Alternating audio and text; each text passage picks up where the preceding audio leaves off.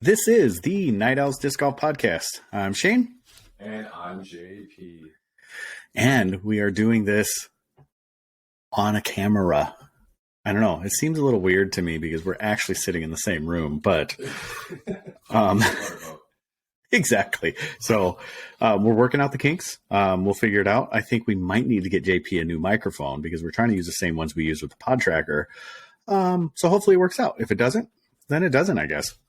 So door_disc_golf, night_owl_pod, and then doordisc.com. Also YouTube, which is where this thing's going to go.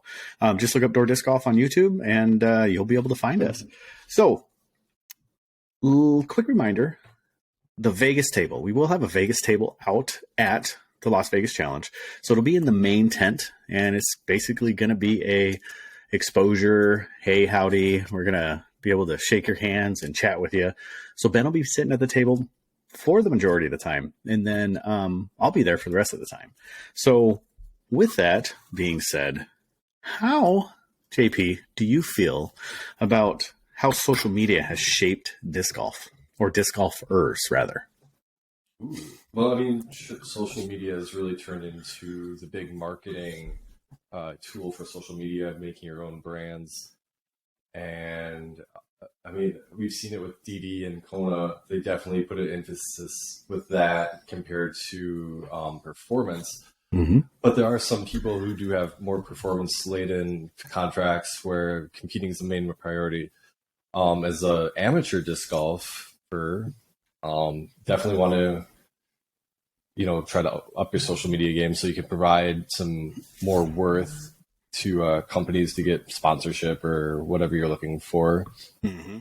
And I don't. It's grown exponentially. I mean, there's so many outlets like us on, the podcast, and then YouTube, TikTok, Instagram, whatever it is. I mean, pretty much anybody's on social media nowadays. Right. And then you can also monetize that for yourself and make money that way as well. That's right. Yeah. How do you think it's influenced the disc golfer as far as what they want to see and what they're buying? So kind of a keeping up with the Joneses. Do you think that's having an effect with social media? I definitely see people plugging their discs, signature discs, tour series discs. Even influencers are plugging other people's discs all the time, telling them, where they can get them, what shops maybe they're sponsored by or whatever. I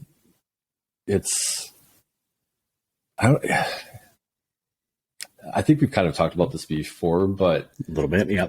Yeah, it doesn't. I don't know if I'm that influenced by influencers. Sure. I'm going to buy a disc from a pro or whoever simply because I want to buy that disc from them and support them or throw it because I'm interested in it. Right. I guess I look at it and the reason I brought it up is because I feel like social media has brought us to a point where we are influenced by how people get successful in disc golf. And you look at the young players starting out, there are thousands upon thousands of accounts on social media, YouTube, whatever it may be, that give the impression that they have been watching other people do the same thing and they have to do that in order to get recognized. Yeah. So I don't know how many videos I've seen with what the proper grip is. I don't know how many videos I've seen. Can I reach 400 feet with a forehand or whatever it is? Or this is my putting routine. This is, and I think all those are valuable. Absolutely. And I'm not knocking anybody for making any of these videos because I've done them too. But when you look at the grand scheme of things, isn't that kind of what we're doing? Is we're just trying to emulate the Mr. Beasts of the disc golf world, like Simon and so on and so forth, like all these individuals that have these large accounts. Aren't we just kind of mimicking them and not being as creative as we could be because we have such shining examples in front of us? Yeah, I think that's a good point. I think what happens with disc golf is there's only so much you can show.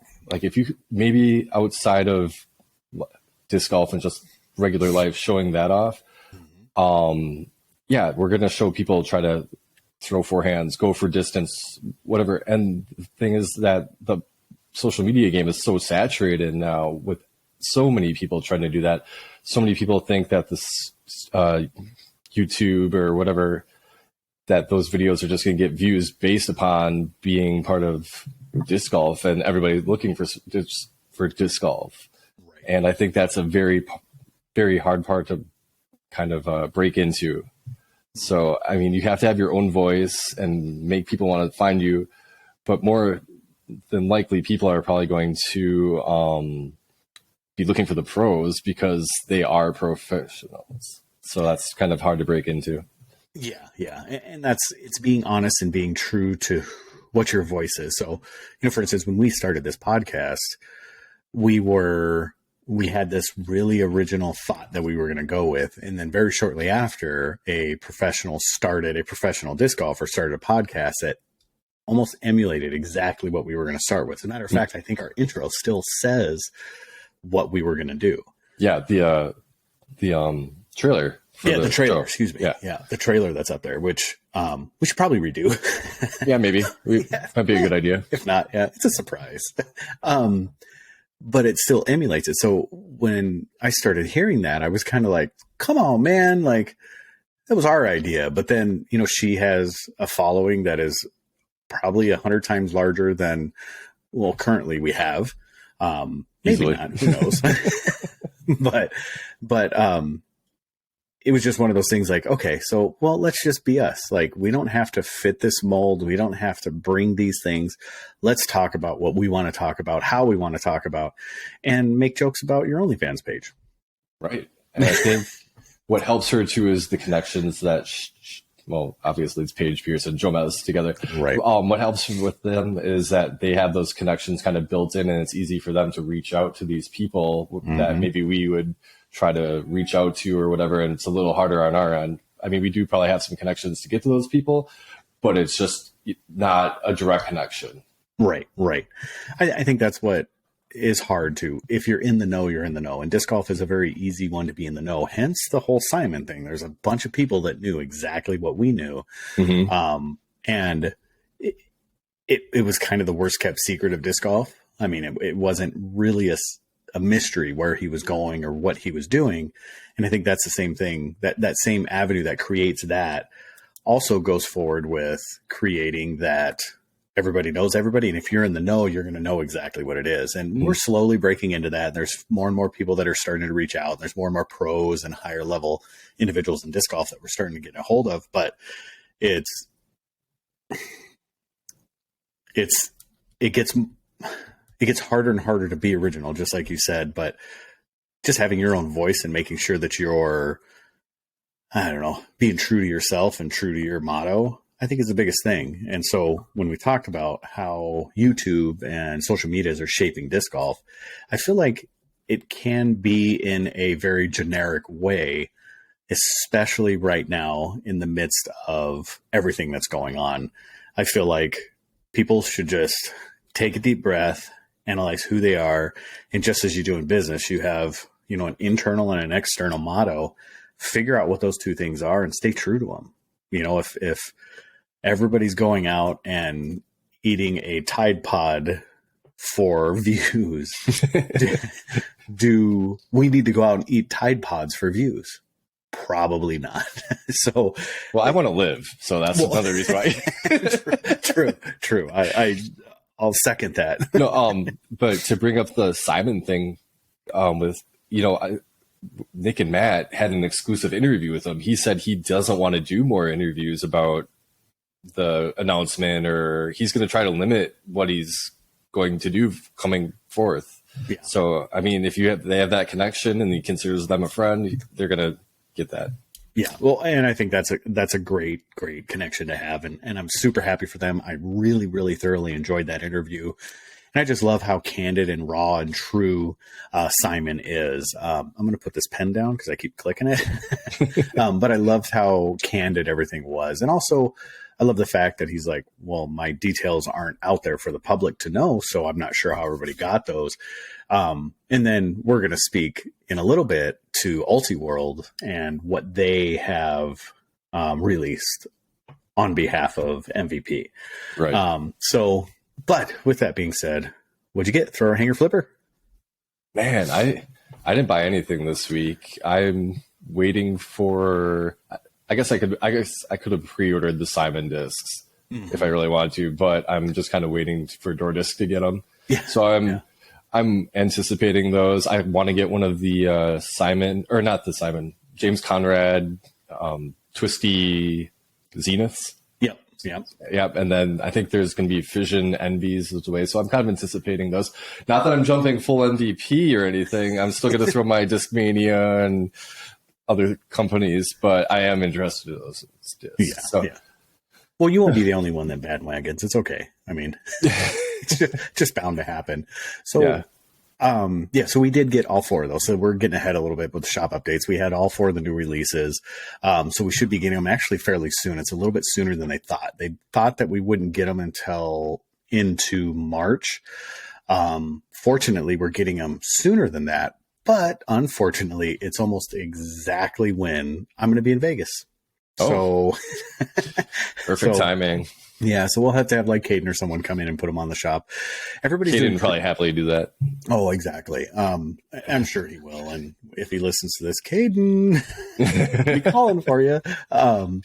So everybody's taking pre-orders for him, which is strange to me because the way this is going down is that you can start taking pre-orders, no issues with that, but you're only getting a partial fulfillment of your order there's a date in February.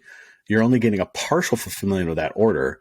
And then they're going to satisfy the orders about 3 weeks later. So that's the reason I'm not putting them up for pre-sale or pre-order, because I don't know how many I'm going to get for this first order. So if I sell 40 of them and I only get 10, what am I going to do? Who am I going to disappoint? I know I can do it chronologically, but I just feel there's going to be enough demand for them that I'll be able to hold them in the shop and people will be able to get them day of. So I know I saw some other places too that said they were pre-ordering that they're going to have them, and they weren't worried about pre-ordering at all. They're just like, we have them, come get them, whatever. Yeah. And I think that's what I'm going to do. And then we have that 6-time Paul Macbeth stuff coming in. I'm starting to see pre-orders coming up for those. We can actually start doing pre-orders tomorrow for them. But I'm not going to, I'm the same thing. I don't know what colors they are. I don't know exactly how many I'm going to get in. I mean, I ordered what I ordered, but when am I going to get them? And so we'll get them. And we'll be able to sell them. I don't think there's going to be an issue with that. It's strange to me to see all these pre-orders going up, especially with the MVP stuff, because they've specifically said that the pre-orders or that the fulfillment is going to happen in 2 stages. So, and almost a month apart. So we'll see. There'll be some, I don't know. It seems like they're just kind of following the James Conrad method of doing the envies, because that was going to be such a hot ticket. So maybe they thought, if we just to expect what they can have out and produce. Yeah. And they let out another email today that they're extending the sale for retailers, because I guess, and this is strange to me, either they're like, hey, we haven't reached our capacity, so let's go ahead and open it up again, or, oh crap, we didn't sell enough, let's open it up again for a couple more days, and hopefully, but they limit the number that people could order by tier. So whatever your buying power is, they limit that number. So it is what it is. I think they could sell a ton of them, but also, like I said, I think they learned from the Envy that there were a crud ton of them out there, and there are still a crud ton of them out there that are brand new sitting in boxes, hence 64 of them right here. So, well, I mean, you might not have had 64 of them if Nomadic would have sold them, so you never know. Oh, right. Yeah. I mean, I know that's happy coincidence. I don't think there's that many, but I know like Glide had a crud ton of them still. They were actually giving them away free with a certain... Yeah, I think Josh might still have some too. I don't know. Yeah. And that's nuts. So, all right. I didn't buy anything other than the hexes and things, but that's all shop stuff. So personally, I didn't buy anything. All right. So let's go our preview. So we're going to talk Valerie Mondahano. we're also going to talk Simon. We're going to talk Paige Shue and Nate Perkins. We will talk about the most relevant, irrelevant disc golfer in disc golf. So, or person in disc golf, rather. And surprise you, if you've heard me talk about him before, I might have a bit of a change of heart on him because I watched Luke Humphreys and him in the GK Pro podcast on YouTube, and I'm impressed. I'm a believer now. So let's see. Well, he kind of serves a different role now as well. Right. So let's just jump in and talk about Nate.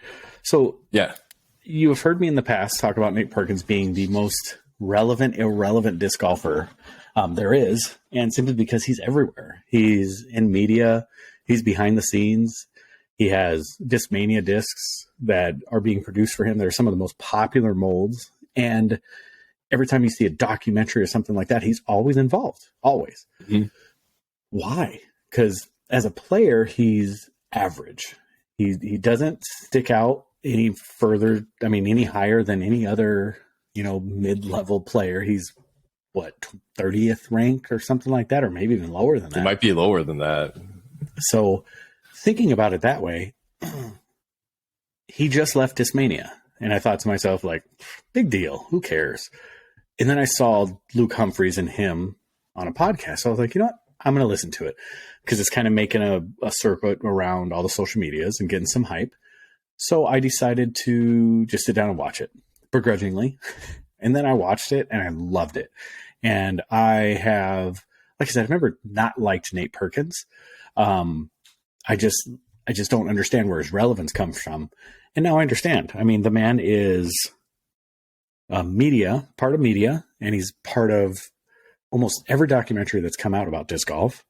He's a player, of course, a pro player, and been with Discmania for 7 years. And then also, he's an agent. Yeah, Schaefer Sports, I think. So Nate Perkins is Schaefer Sports? No. He works on behalf of them. He's one of the people. He's negotiated at least 3 or 4 contracts recently. I don't remember who for. That's incredible. That's incredible. And when I was listening to him, I was just finding all that out, and I'm like, that is brilliant. So the reason why the man is the most relevant, irrelevant disc golfer there is because he is in everything. So I have to change his title to the most relevant disc golfer. And especially now since he doesn't get the Color Glow Night Strike. So yeah, that's a bummer. Yeah, it is. Hopefully they drop the Color Glow to somebody. But think about all those night strikes you have. They're going to be worth a lot of money now. Yeah. I was hoping they're going to do the Simon treatment and release them anyway. Yeah, no. Who knows? No. Yeah. Well, would have been something different. Would have been like a Halo FD or something like that. Because I know. Well, do they have Color Glow yet? Yeah. Okay. I have a Color Glow FD that came in one of the mystery boxes. Oh, that's right. And then they just released the Color Glow DD3s. Are the Color Glow still as stable as the new FDs, or are they a little less stable? Being that I haven't thrown mine yet. Oh, okay. So I have no idea. It's been cold. Yeah. Getting cold. It's been cold. Yeah. Oh, speaking of, I was out in a plow truck again for freaking hours today. We got a ton of snow here today. So, all right. Well, let's talk about Valerie Mandajono. Looks like she's up next. So grade 3 ankle sprain and out for a minimum of 3 weeks and not even walking on it for 3 weeks. So then there's going to be a kind of a rehab time, which I'm assuming will be a week to 2 weeks after that. I'm assuming that she's out for LVC and then probably out for some of that Southern Texas swing, which sucks going into her home state. Yeah, absolutely. She's out with the new sponsor with Discraft, but I would guess that she's thrown Alexis's discs a number of times before she switched, so she was really familiar with them. It's always good with a new sponsor to kind of get out to a good start, though, so you build that confidence throughout the season, and then get that sponsor some exposure as well. I'm not liking this, especially missing the first DGPT. Mm-hmm. It's going to be difficult. That difficulty with leaving or not being there for the first cameras, the first roll, all that. And maybe she'll still be there, still be active, but obviously she's not walking anywhere. She's going to be in an air cast. And so that is unfortunate. And, best luck in healing and getting back onto the course, because we like seeing you and we're glad for you. But man, just be careful around those rocks, I guess. Wonder if it was a curb or was it a high heel incident or? Oh, I don't know. I haven't heard what it was. I wonder if she'll make an appearance at the All-Star event, though. Just because they always do like a draft, or they'd head, and so maybe just have her be an honorary All-Star because she was selected. Yeah, that's very possible. We just got that thing from the DGPT that they wanted us to come out to their convention. Not like they don't want us there; they want us to buy a ticket to go out to their convention. Yeah, so you can listen to everybody. Exactly. Yeah. So it seems really interesting to go out there, but I don't know who the roster is out there. I don't know anything like that. But I'll do some more research, and for the next podcast, I'll know. But it sucks because I know every time I wear high heels, I roll my ankle. So hopefully that's not the case. I think I saw Steve Dodge might be out there. Jackie Morris from DD. There's a couple other TDs and Hawk Design. Yeah, I can't remember. Andrew Zimmer is going to be out there as well. Yeah. So, yeah, there's a couple, notable individuals. Nothing stood out to me as like, I have to go to watch this. Like Jomez is there, and there's some individuals there that are doing that type of stuff. But there's nothing out there that I'm like, yes, I have to go because this is going to be groundbreaking information. The one thing that did spark my interest is they have a Shopify conference that is going to be like kind of best practices for Shopify and retail, because this conference is very much revolves around professional in disc golf, not just, hey, come meet the pros like the Infinite one was. This is like straight up for industry professionals. So I think it's a great idea, and that's exactly what I would have loved to see. And I think last year when we talked about it, that's what I said, man, I really wish they would have done something like this. And sure enough, they listened to me. Probably not. Yeah, I mean, they probably listened to us and were like, hey, those guys have great ideas. Yeah, those guys are great. We're just going to steal their ideas. You could put us on the DGPT network. Ooh. Should we just leave an awkward silence there and just wait? All right. Well, all right. So, Valerie Mondahano, heal up well. And hopefully we can get you, hopefully you can get back to playing here real soon. But at least probably a month before we see her back out on the course. All right, Paige Shue. She has officially declared and chosen a side. Yeah. So, one of DD's biggest competitors as well. Yep. So Discraft is the choice. Everybody was kind of going back and forth about who and where, and Infinite was one of the largest possibilities. And some guy on the Night Owls Disc Golf podcast said that she might be going to Millennium. By the way, I looked back on Millennium's site. I couldn't find a thing about 115 again. I saw it on Instagram, just a black thing. Okay. And I think they were trolling. Yeah. Good job. They got me. So, but, so she's on Discraft. She has Ezra's old RV. Yep. And, she's super excited. They did a kind of a tour with it. That's the only thing I've seen yet. No details about her contract. We don't know anything about the disc she's going to get, how long it is. Well, no, we know how long, right? 2 years? Maybe or a year. Is that not even out there? I don't know. I thought she was on Smashbox the other night, and I kind of listened to it. She wasn't on for too long. I thought she might have said a year, maybe two. Okay. And Grady's signed to Infinite. Infinite. Yeah. So, and it sounds like they're going to be splitting up what tournaments they do, and the parents might be coming out to help out with babysitting the daughter, or they'll split. Like, okay, I'll sit here, you'll go there, whatever the situation is. Right. She's not on the elite team, from what I understand. I think she's just on the touring team. I mean, because she wasn't announced during that big elite team video. She announced a couple days after. And she also signed with Ledgestone. And I think I saw she might have a buzz. Yeah, so Ledgestone, Squatch, and... Yep. and Discraft. So yeah, she's in the Discraft realm. I mean, that's where they go. And I'm surprised being with Discraft that she doesn't carry a grip bag. But I guess Discraft is not exclusively, but Ledgestone and Discraft are pretty heavy in with grip. Yeah. I don't know. Maybe she signed her Squatch bag sponsorships before she signed with Discraft. I don't know. Yeah, maybe, but nonetheless, I guess it's technically Discraft doesn't have their own bag anyway, so it is what it is. So, all right. The other crazy thing with that too is when she was on PGA radio, she kept mentioning the unique flights of the discs. So I was like, whatever. Discraft doesn't strike me as unique flights. I didn't quite understand that one either. It's strange that she uses that word for it because there's so many other disc manufacturers that have a unique flight. Mm-hmm.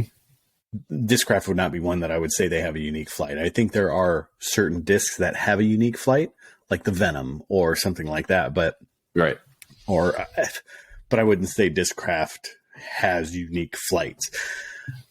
I mean, for every DD equivalent, there's a Discraft equivalent. So I wouldn't say. I don't know. Yeah. Like when she said the unique flights, I was really thinking either MVP or some other company that maybe we hadn't seen, or is, I don't know, someone like Casaplast or something like with Berg. Like Berg is pretty unique. I don't know. Yeah, or like Clash or something. But we knew she wasn't going to Clash because we don't have helicopter money. So yeah. But it didn't look like she got helicopter money. So I'm interested to see what she got. But I think she's simply just looking at it saying, who knows? Because in her interview, she said that she wanted to make the best choice financially, and disc golf is a better choice financially than actually working in her profession of choice. So sure. We'll see. Hopefully it comes out public. Discraft doesn't seem to hide that type of stuff. So no, not generally. But it's crazy to me as well. Oh, go ahead. Oh, I was gonna say every female that left DD went to Discraft. Yeah, that's ridiculous. Yeah, I wonder if it's just went down that chain and they just have such a good rapport at DD with amongst one each other for the FPO that they're just like, let's go. And, and like I said, maybe there's some sort of like hostilities there because it seems like anytime someone leaves DD, they go to Discraft. Yeah. I mean, it's incredible. So, but then again, what player that leaves, I wish we had the full list, that doesn't go to Discraft. I mean, it seems like Discraft picks everybody up. Yeah. Yeah. So, well, and even Paige even reached out to Discraft. Like she called them to get them a meeting with them, just. Yep. That seems so strange to me, especially because, sorry, I'm trying to stand up a paper here and I can't. Okay. It seems so strange to me because like, maybe it's just to make the separation from Pops. Like, I don't want to make this awkward, but I think I'm worth more money, and I don't want to cause this hardship between me and my Pops, between her and her dad at DD, because her dad is the CEO. I mean, that's incredible. And I know they have a good, long relationship. She's worked in every capacity at DD.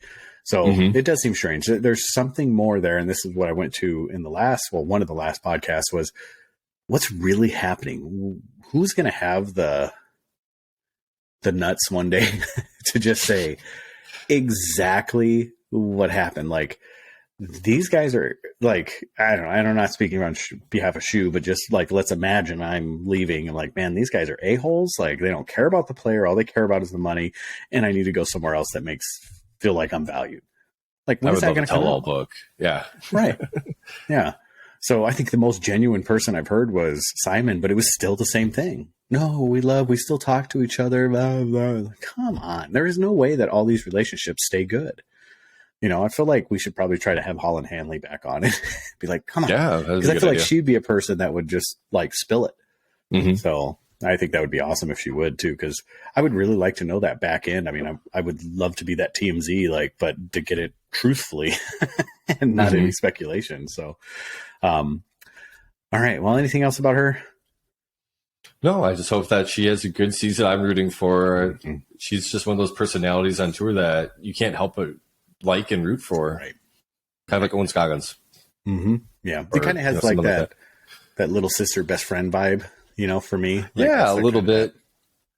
I think a lot of people have seen her grow up playing disc golf as well, like watching her develop throughout the years. That's kind of how they also developed a relationship with her. Mm-hmm. Mm-hmm. Yep. Sorry, I'm drinking a ton of water because I've been having like lots of headaches and I haven't been drinking water lately. So you can get surprisingly dehydrated in winter. It's incredible. It's incredible. Like I was getting this real bad headache. And I'm like, man, have I drinking anything today? Like, yeah, I had a coffee and like 4 sodas. I didn't have that many sodas, but caffeine will dehydrate you too if you have enough of it. It was nuts. But all right, so let's get on to Simon. So I know everybody's talked about Simon, and we've actually already talked to him. But I want to talk about what came out in Ultiworld specifically. So our source was 100% right, and we had known about this before all the grumblings came out. At least I knew about this before all the grumblings came out. So, like I said, kind of the worst kept secret in disc golf. I feel like I did my best to not talk about it, not say anything. I mean, even in our personal group text, like between friends, I didn't say a word. So I feel very accomplished about that. But with that said, now that I've like toted my own collar here, MVP is going to pay Simon Lizotte a guaranteed 7 figures a year, along with a 6-figure signing bonus, and has an uncapped potential for more earnings through disc sales. Hence the Hex that's just coming out, the Simon Lizotte Hex that's going to come out. I'm sure they've sold more than they know what to do with and how to produce, but I'm sure they're dedicating all of their machines for the next, because they say they're supposed to get us to us in about a month. And I'm sure they're going to dedicate every one of the machines to running these things. So I don't know how their production process goes, but that's what it's going to be. And it is also reported that MVP paid Discmania $1 million to buy out the contract from Lizotte, which was restructured this past spring and was set to run through 2026. So keep that in mind. I mean, that's a lot of money to buy out a player's contract, then to turn around and give him $1 million this year, plus a portion of disc sales. So that man cost MVP over $2 bills. $2 million. That's nuts. Just this year. Mm-hmm. So the cost of that is incredible. And you could probably officially say that that was the most expensive contract in disc golf history at this point. Yeah, I mean, Simon's not allowed to say it. He's got an NDA, but you could guesstimate that it's definitely worth the most. Right. With the unlimited potential to earn off of disc, that's crazy. Yeah. Well, yeah, and the 10 million 10-year that matches Macbeth. Yep. The 6-figure signing bonus that matches Ricky and Macbeth. Mm-hmm. It's the $1 million buyout that kind of puts him over the edge with everything. Because I'm assuming the Macbeth line, he's probably making just as much as Macbeth in that regard. He sells discs, he moves plastic, just about the same. Probably not as much, but pretty darn close. I would guess pretty darn close, yeah. Yeah. But I don't know if Simon kind of said that maybe there wasn't a buyout reached out and that there's an agreement come between Discmania and MVP. I don't know if that's what he had said on Nick and Matt, or if I misheard that, but it didn't sound like there's exactly a buyout. Yeah, I don't know. I see, and I'm just reading what the article, like I'm reading verbatim what the article has from Ultiworld, and that's what it says. Their sources says it comes from MVP. Mm-hmm. So who knows? That's trustworthy then, if it's really coming from them. Right. And yeah, like I said, who knows? But the thing that I'm super excited to see, obviously the Lizotte is, which is, there's an axolotl stamp on the Hex and everybody knows about it. That's that pre-orders we were just talking about. Mm-hmm. I'm excited to see those. And I like the fun, airy stuff. Now, the thing you did notice on that stamp, because everybody's seen the stamp, there's no Simon Lizotte logo. The thing mm-hmm. And the reason why is that it's the Discmania wings that Simon has always used and the shield that Simon has always used. And the rumblings that I'm hearing is that Simon Lizotte does not have ownership of his own logo. So now he has to create a new logo. Yeah, it sounded like he wasn't sure if he and Discmania had an agreement as to who would own it, but he made it sound like they have it, and he just wants to rebrand and have a new logo. And that's pretty exciting for a player to have a hands-on design and be able to get something new. Yeah. I think that's a great way for a fresh start with a new company. I think this is a great move for him, but also to separate himself from that brand, because I think he is so synonymously known with Discmania that having that further separation is only going to be a positive thing. And it's a good time to actually correct some of the issues that he made in the past as a young player, not valuing his marketability and not, making sure that he was protected so that he can do whatever he wants with his logo. Because, let's say, I don't know, like Idio Sports wants to do the next Jordan, they want to do it with Simon. So Idio Sports approaches Simon and wants to throw Simon's logo on a shoe. At this point, Discmania, from what I understand, owns that shoe and that logo now and the rights to it, or I'm sure gets a cut of every one of those pairs of shoes. Whereas, and by the way, if Idio Sports wants to do this, I'll take credit. Don't worry. So, or just shoes. I mean, it's funny. I have those shoes and I only wore them twice. I've worn them a couple more times. They're kind of molding my feet and getting a little more comfortable. They're not too bad. Okay. I haven't worn them enough to know. I'll take them out to Vegas, but I haven't worn them enough to know. But I just, everything I wear, like I wear 1 stars, like Converse 1 stars. I wear, everything. It doesn't matter what I'm wearing. I think I've worn Crocs out to play before.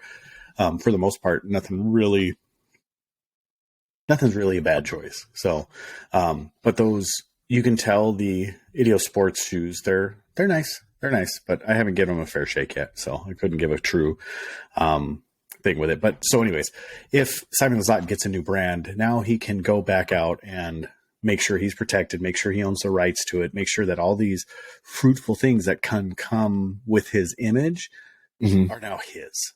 They're not MVPs, they're not Discmanias, they're not some other superfluous being that's out there. They're his. So I think that's going to be a beautiful thing for him.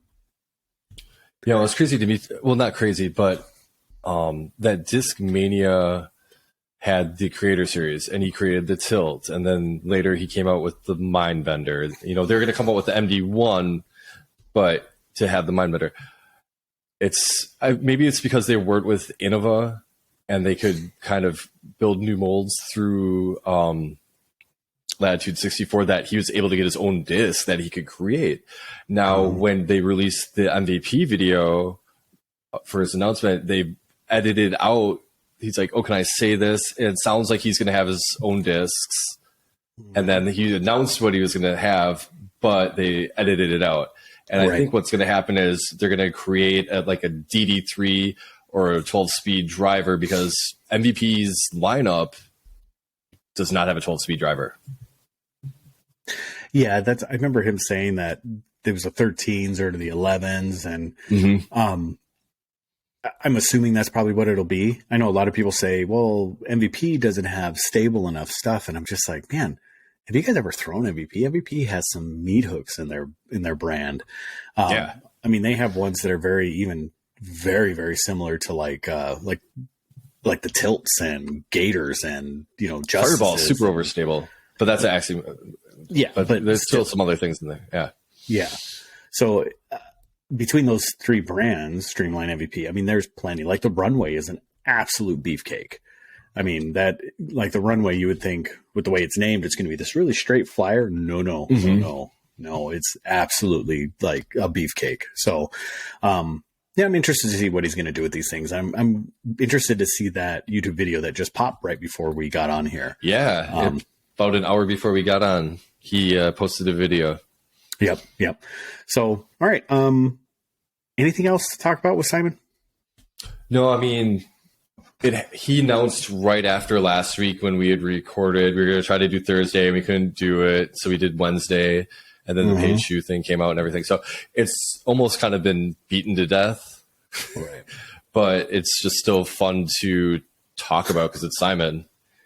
Yeah. I'm kind of surprised that he's not throwing any streamline. I didn't see when he did his in the bag. I didn't see any streamline. I would think that him coming from Discmania and having just the single mold and then moving to the over mold, that he would try some of the streamline discs. Yeah, I would have assumed that would have been the case too, but my assumption is do you think his signature discs are going to be overmolds?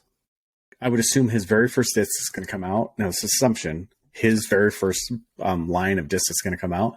I don't think it's going to be overmold. I bet you it's going to be in the streamline. That's just my opinion. But then again, I mean, who knows? Who knows? Like, because I know that all the Conrad stuff is all MVP, and I know that he's the one. But is there a Streamline sponsored Pro? Is there Streamline and Axiom sponsored Pros? No, everybody is under the MVP umbrella. Like Sarah Holcomb has the Crave, and even though she has a Crave and it's an Axiom mold, it still says Team MVP on it. Right. So I think that's just how it goes. So yeah, that's kind of where I'm going with that. I think it's probably going to end up being probably a Streamline. So I bet you it's going to be some beefcake of a Streamline driver, like a PD2 or DD. I don't know if he's going to do a DD3, honestly. I mean, he liked the DD3, but he felt like it was too flippy for him anytime that, because like the PD2s, he was always all about. So we'll see. Yeah, we'll see. We'll see. So, but good luck to him. I'm excited to see it. If he comes out and wins Vegas, I'm going to be super excited. And that'd be crazy. We're going to restock on MVP. I'll kick out Innova to put more MVP in. You want to hear something funny? Is Gavin Babcock was in the Discmania's warehouse the other day, and they did a live on Instagram. And so there's about 4 or 5 minute video of what he picked out from the warehouse. First thing he picked out was the new S-Line MD1s that came in the mystery box. And after that, Mindbenders. And then he goes a couple discs more, and it was Skyriders, Simon's PD2 S-Line. So I was like, I wonder how many discs of Simon's he's actually going to throw after he's gone. Yeah. I don't know. I bet you he'll still probably throw them because, I mean, a lot of those younger guys probably go there because of Simon and Eagle. And oh, it was great. Oh, speaking of Simon and Eagle, did you get the DGPT chat? Did you see all the stuff that came out about the DGPT chat? Those No, I didn't see chats? So I think everything that I'm getting, that it's a hoax. It's just kind of fun. But there was a big post that ran through Reddit about, hey, have you seen these things? Like, I'm not really liking what it is. But then one guy took a screenshot of the answer where it said, now that Simon has left Discmania, has him and Eagle broken up, and who's going to get custody of Casey White? And I was like, oh, that's funny. And then the bot responded, just for clarification, Simon and Eagle were never truly together, and they neither of them actually had custody of Casey. That's funny. I didn't see that at all. Yeah, it was funny. Oh, man. If you go onto Reddit, you just look up the DGPT chat, and there's a bunch of them that run down. And even Terry Miller got in on it and was like, this must be Tyler Brickley sitting in his basement with free time. I was like, yes, that would be. Yeah. I can see Tyler doing that. It'd be hilarious. All right. So here is the random question for you, sir. Oh, boy. I guess it's for us. Would you rather live your life without air conditioning or without AC or deodorant? Oh, okay. Which Is there one? a difference between AC and air conditioning? Yeah. I choose AC then. Was this the question that Ben came up with? No. He never sent one to me. Because he had in the group text, he's like, oh, I got a good question for Shane. I was like, all right, whatever. I think see his face when I asked. Yeah, exactly. I think I'd rather live without AC than air conditioning, because I think you could. Than deodorant. Drink. You did it too. Yeah, I did it too. AC, yeah. Sorry. I'd rather live without AC than deodorant. And I think you can cool yourself down in other ways rather than having air conditioning. You know, you can jump in the lake or take a cold shower, ice water, you know, drink.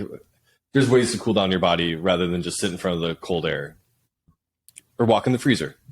Shane, Yeah. you know that work? Yeah.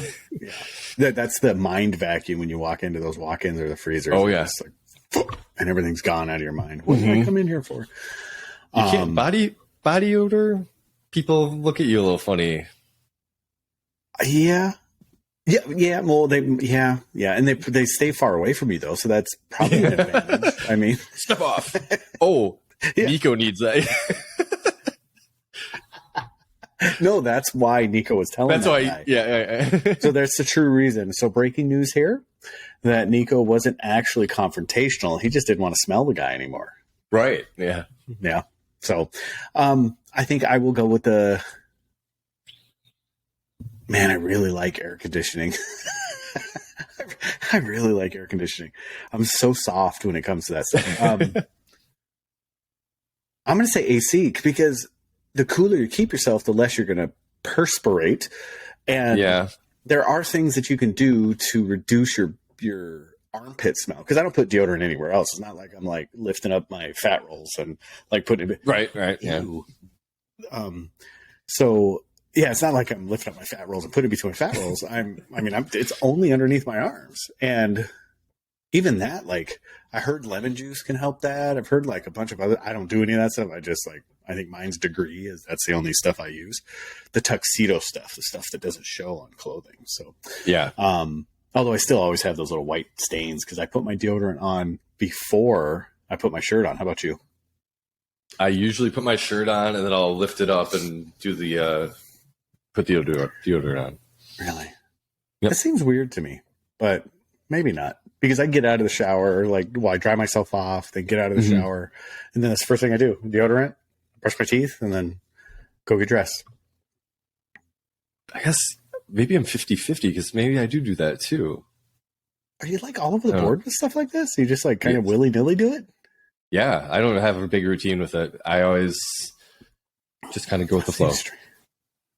So are you like a sock shoe, or are you like socks? Oh, no, shoes? both socks and shoes. So you have a pattern and a routine with your socks and shoes, but not with deodorant. No. Why not? Because what if you forget? No. What if you're like chilling in I have. See, you wouldn't forget. But I keep it. But you know what? I keep it in the car. I do. I have some in my bathroom and I have some in the car because midday I want to put more on so I don't smell so bad. I think you need to get better deodorant if you need to apply again. Well, when I'm driving doing the mail in the summer, I don't turn the AC on. Why? Because it just goes right out the window. But it'll hit you before it goes out the window. Yeah. I don't know. Oh, see, I'm soft. Yeah. Like, no way. I'd be like, how can I get that more dry? I'd like have you seen on Twitter or TikTok or wherever it was, the crotch daddy? No. It is two things that you clip onto your vents and it's a hose that you can like point right at your crotch. That's actually really brilliant. I agree with you. So, and I agree with them. And I didn't buy one. Okay. Yeah, side eye. So, all right. Hey, why you got those hoses shoved up your pants? I mean, how nice would that be? Like your shorts, just like tuck it right in your short leg. Like you don't have to go all the way up there, just like right in your short leg. Because so I sat in a car that it was like a BMW M5 or something. I don't remember what it was. Cooling seats? Cooling seats. Best thing in the world. Mm-hmm. They're actually too cold, but I'm not going to complain about that. I was just excited that we were in California and I sat in and I was like, oh my goodness, it's so nice. It's like right now with heated seats, like, oh. Yeah. Yeah. Well, like the hose thing for me as a mailman to like get out and put the hoses back in every time. Like, that's super distracting. It would be. I mean, the seated heats are Seated heats. Yeah, I know what you're saying. air conditioned seats are going to be way better than the hose. But what if you try? What if you're like the dude that has like the '92 Corolla? Like, Yeah, that's a great upgrade. You know, it's like when you buy an older car that doesn't have like a Bluetooth radio. Like you take that radio out and you put a new one in, right? Yeah. Then that's the same thing with if you don't have a crotch cooler, then you put a crotch cooler in. All right.